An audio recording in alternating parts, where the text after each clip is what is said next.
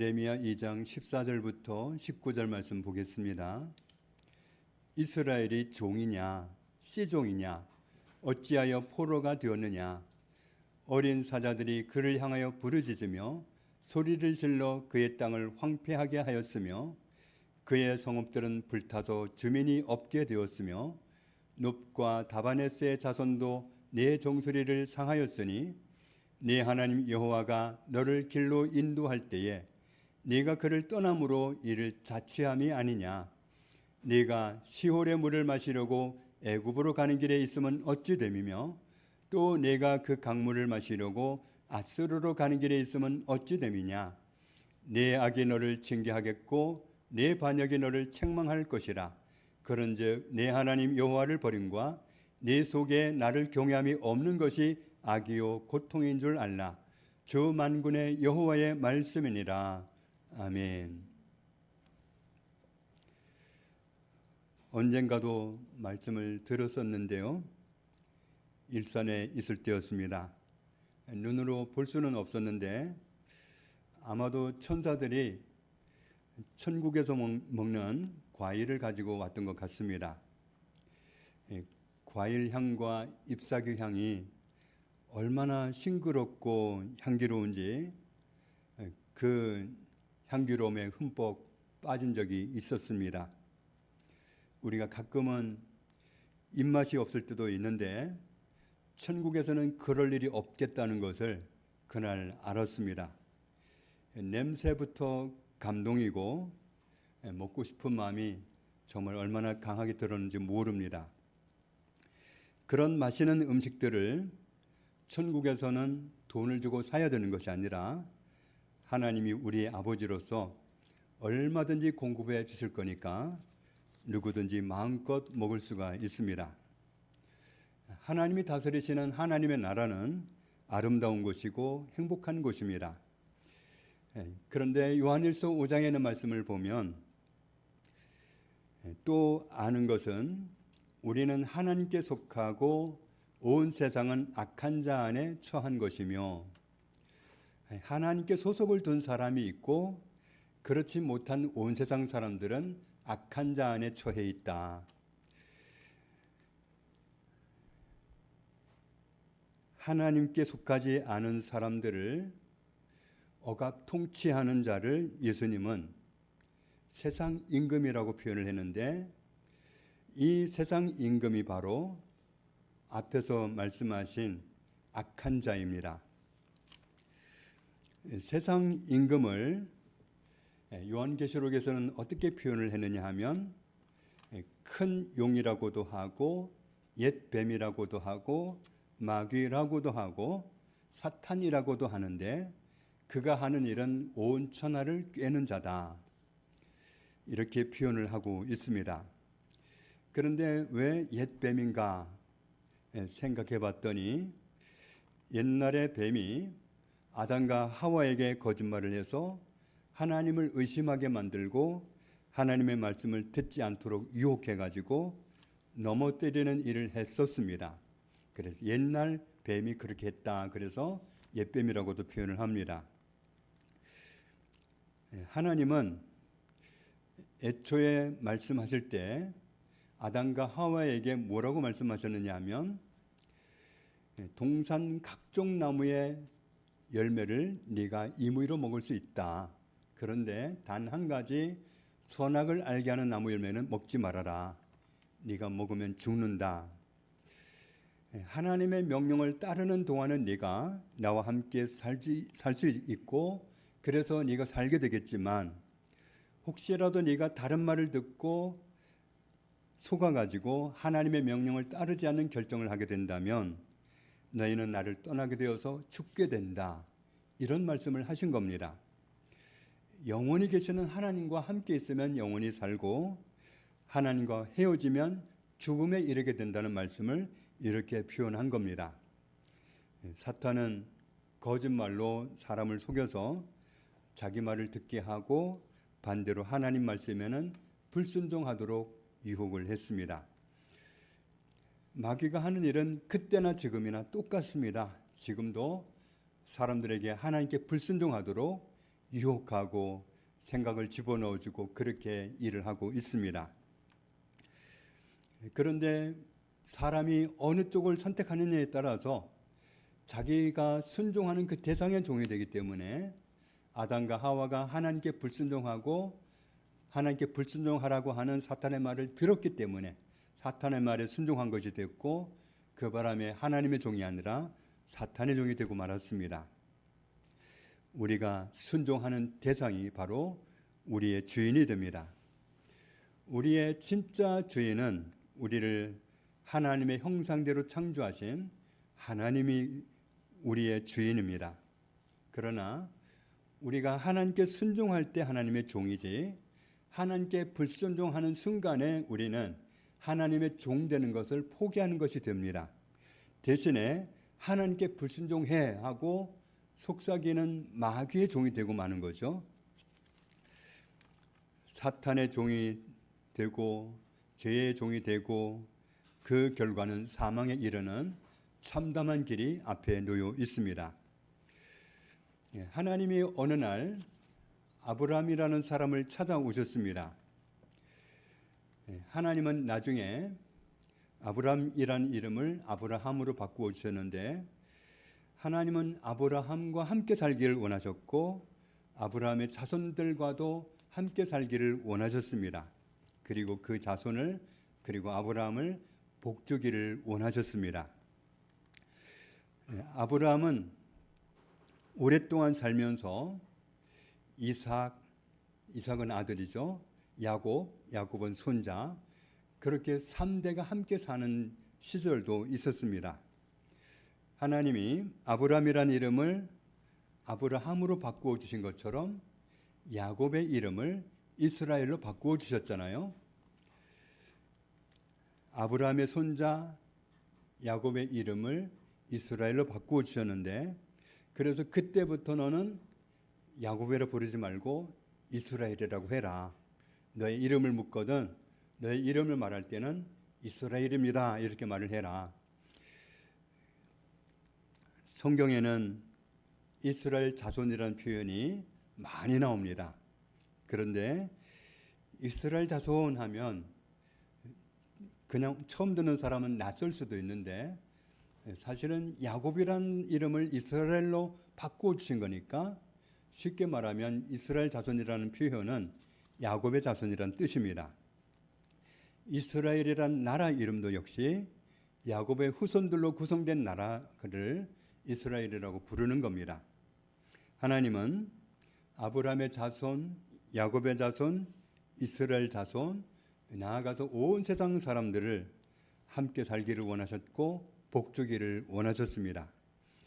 그러나 이스라엘 자손들은 종종 하나님의 그런 소원을 벗어났습니다. 선지자들을 보내서 하나님과 멀어지면 그렇게 되면 망하니까 돌아서라. 얼마나 하나님은 선지자들을 보내서 그들을 돌아서라고 재촉하셨는지 모릅니다. 그래서 그들에게 그렇게 돌아서라고 많이 말씀을 하셨는데 하나님의 경고를 듣지 않아서 결국은 이스라엘이라는 나라가 망했습니다. BC 586년에 바벨론에 의해서 망하고 많은 유대인들이 그때 바벨론으로 포로로 끌려갔습니다. 그래서 그때 그 상황을 두고 하시는 말씀입니다. 이스라엘이 종이냐? 너희가 씨종이냐? 씨종이란 말은 너희가 나면서부터 종이었더냐? 어찌하여 포로가 되었느냐? 하나님은 그들과 함께 살기를 원하셨고 그들에게 복을 주기 원하셨는데 너희가 왜 종이 되었느냐? 너희가 날 때부터 종이었느냐? 왜 포로가 되었느냐? 이렇게 말씀하는 겁니다. 이 말씀을 쉬운 말 성경으로 보면 이스라엘 백성들아 너희가 종이라도 된단 말이냐?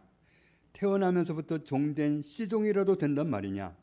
그런데 어찌하여 너희가 포로가 되었느냐?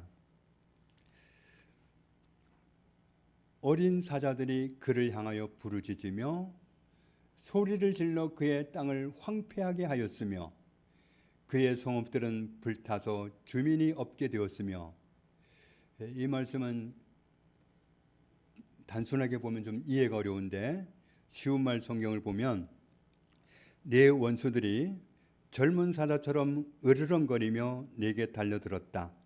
그리하여 내 나라는 황무지로 변했고 내 성읍들은 몽땅 불에 타서 사람이 살 수 없는 폐허가 되어버렸다. 어린 사자들이라 그랬는데 바벨론을 이렇게 표현한 겁니다. 바벨론을 당해낼 수가 없는 짐승들 중에 사자가 맹수인데, 그런데 바벨론은 그런 큰 나라, 강대한 나라가 된 지 얼마 안 됐거든요. 그래서 표현하기를 어린 사자라고 표현한 겁니다. 불과 몇 년 만에 세워진 그 바벨론에게 그들이 이렇게 비참하게 당했단 말이죠. 이스라엘 사람들이. 그래서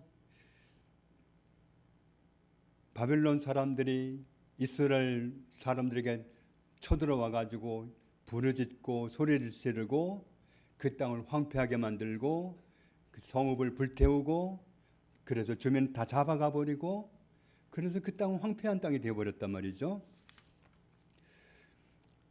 욥과 다바네스의 자손도 내 정수리를 상하였으니,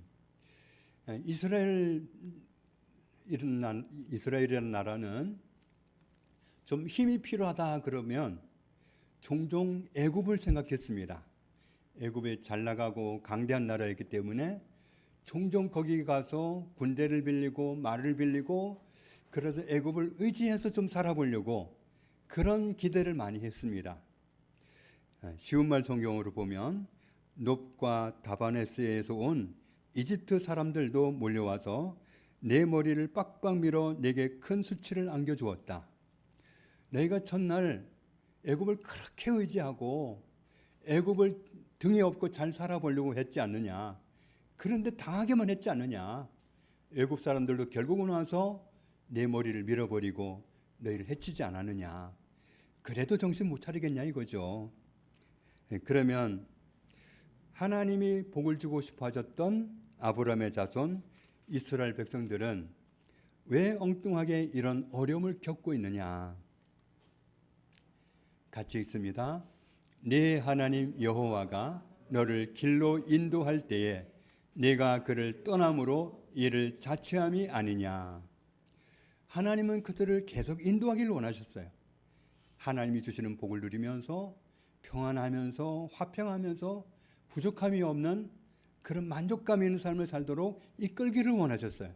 그런데 하나님은 너를 그 길로 인도하려고 하셨는데 네가 그 하나님을 버리고 떠나지 않았느냐. 네가 스스로 그 길을 가버리지 않았느냐. 하나님은 그들이 마땅히 가야 할 복받는 길로 이끌기를 원하셨지만 그들이 하나님의 인도받기를 거절하고 하나님을 떠나버렸던 겁니다. 그래서 너희가 결국은 결과가 이렇게 된 거다. 그것도 그냥 알아서 가는 걸 그냥 하나님이 버려두시고 그냥 아무 말씀도 안 하시고 너무 그냥 기분이 나빠가지고 등 돌리고 계시고 그랬던 게 아니라 앞에서 우리가 보았듯이 정말 암탉이 병아리들을 품듯이 품으려고 계속 선지자들 보내서 그 길은 망하는 길에다 돌아와라. 늘 그렇게 하셨어도 내가 듣지도 않았다. 너희가 하나님이 그렇게 복을 주고 싶어서 복받는 길을 이끌고 싶어서 인도하려고 할 때에 너희가 고집을 부리고 너희 갈 길을 가버렸다. 그래서 이렇게 된 거다. 이스라엘 백성들은 잘 살고 싶은 소원을 어떻게 해서 얻으려고 했느냐 하면 그 당시에 잘 나가는 나라였던 강대국들, 애굽, 아수르 이런 나라들을 종종 의지했습니다. 그래서 강대국의 도움을 받으려고 애굽으로 자주 왕래하면서 애굽을 의지하고 아수르를 자주 왕래하면서 아수르를 의지하고 결국은 북이스라엘은 아수르한테 망했습니다. 아수르를 얻고 잘 살아보려고 했는데 아수르한테 망했어요.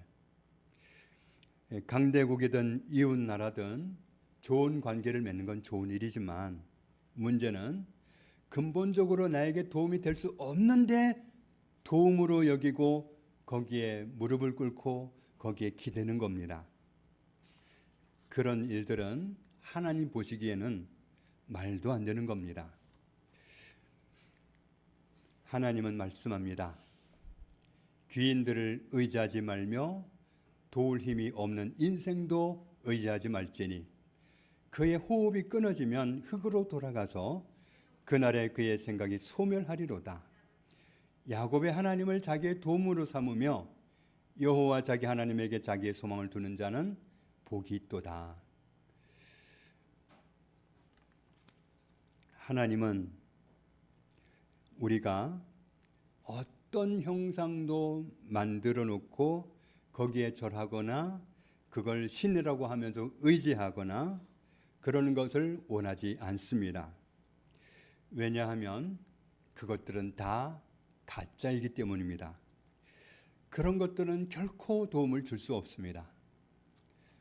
예를 들어서 황금으로 부처님을 만들어 놓고 거기에 복을 빈다고 하는 것은 하나님 보시기엔 정말 어이없는 일입니다.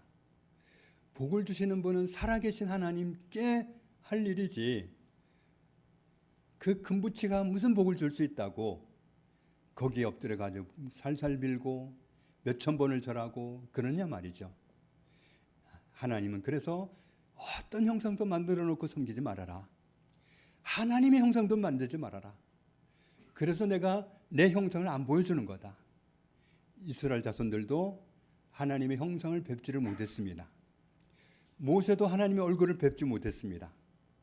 정말 보고 싶다고 그랬더니 너는 내 얼굴을 보지 못한다. 내 얼굴을 보면 너는 죽는다.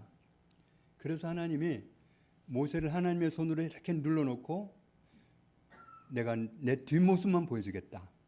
그래서 뒷모습만 보여주셨어요. 하나님은 하나님의 얼굴을 보여주신 적이 없습니다. 하나님의 형상을 누구에게도 노출시키신 적이 없습니다. 지금까지. 그러니 이게 하나님이다 하고 빚어놓지 말라는 거예요. 본 적도 없으니까 본 척하고 만들지 말라는 거예요.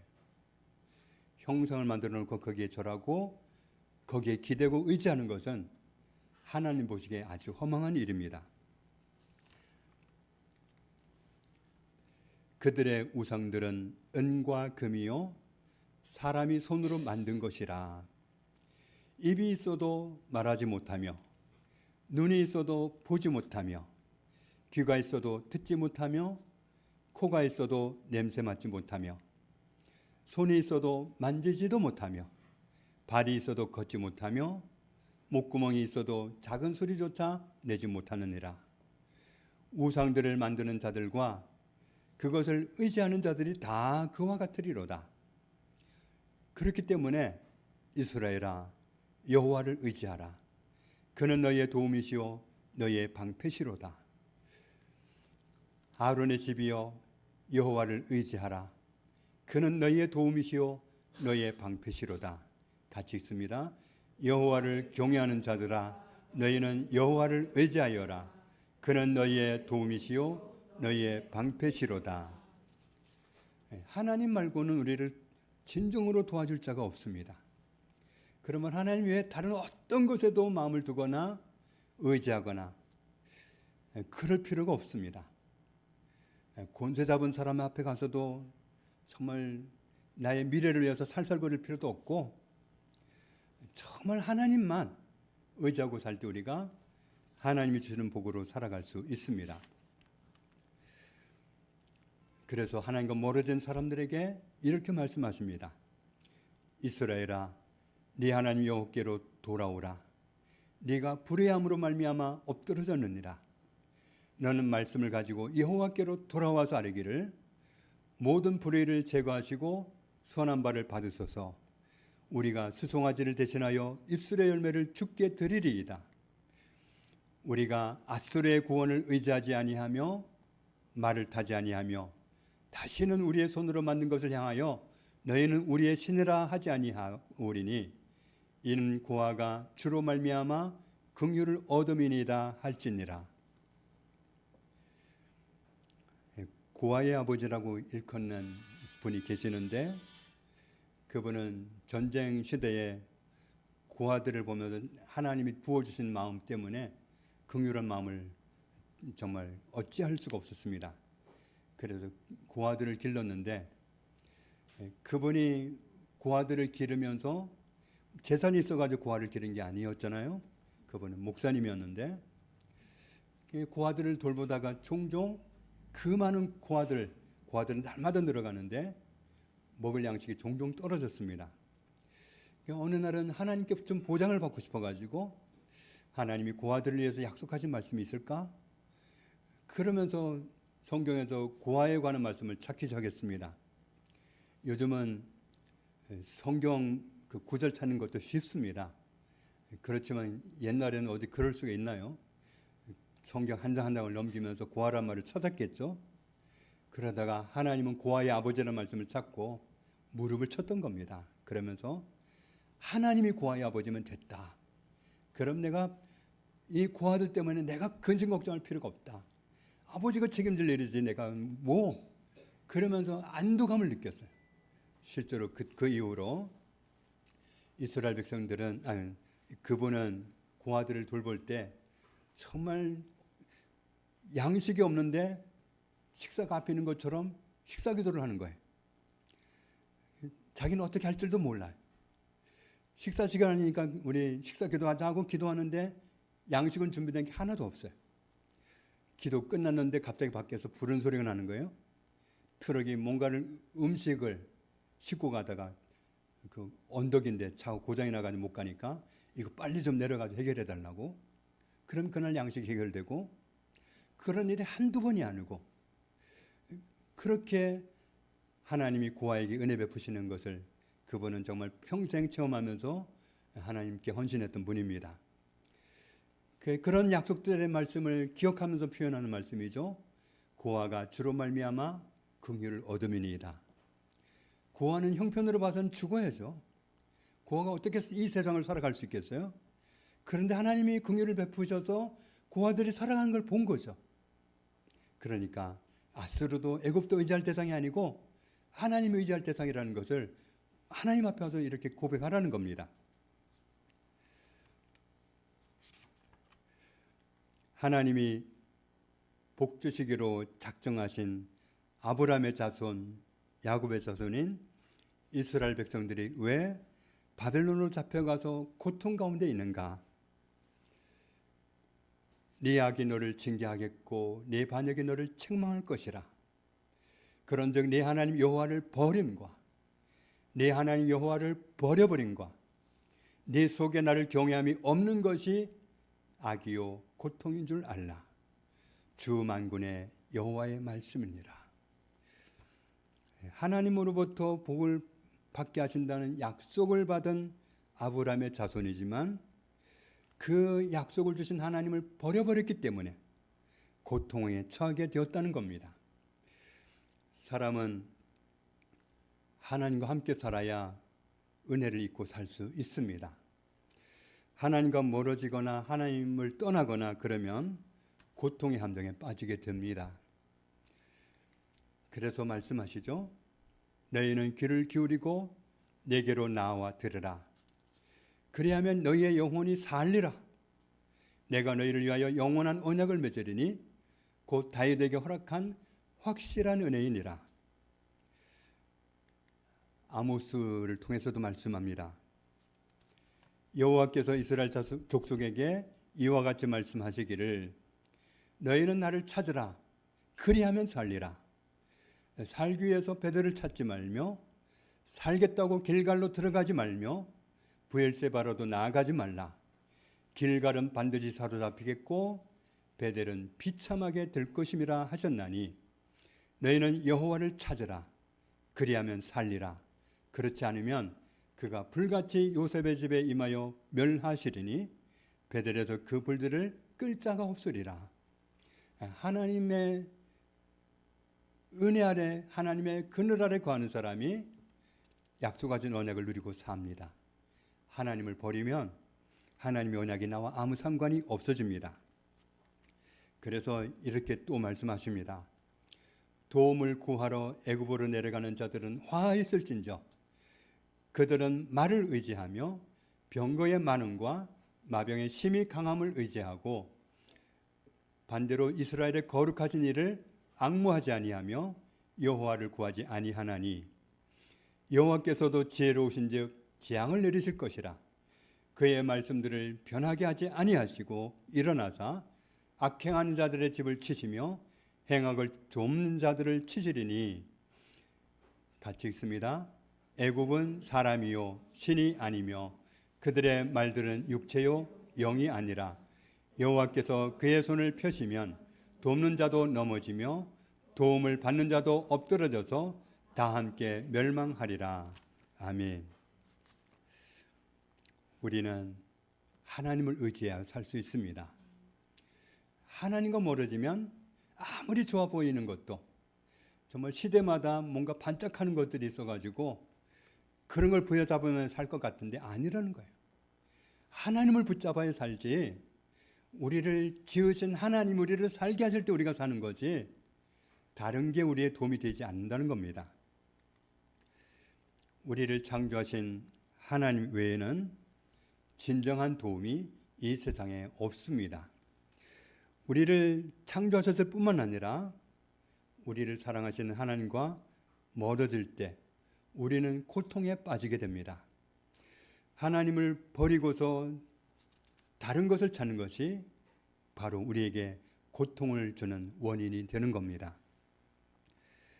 우리는 때로 감당이 안 되는 어려움을 만나고 앞이 캄캄해지는 어려움을 만나기도 합니다.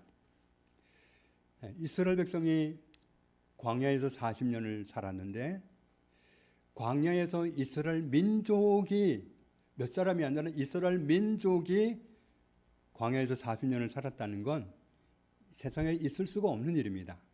그건 기적입니다. 아니, 민족이 아니라 몇 사람도 살 수가 없습니다. 광야는 사람 살 곳이 아닙니다. 농사를 지은 것도 아니고 누가 요즘 트럭이 있어가지고 식료품을 공급해 주나요? 무슨 헬기가 있어가지고 식료품을 갖다 주나요? 그런 거 없었습니다. 하나님이 날마다 하늘에서 양식을 내려주셔가지고 그 특별한 음식, 만나라는 음식을 먹고 살았습니다. 그런데 어느 날 모세가 정말 기막힌 소리를 듣습니다.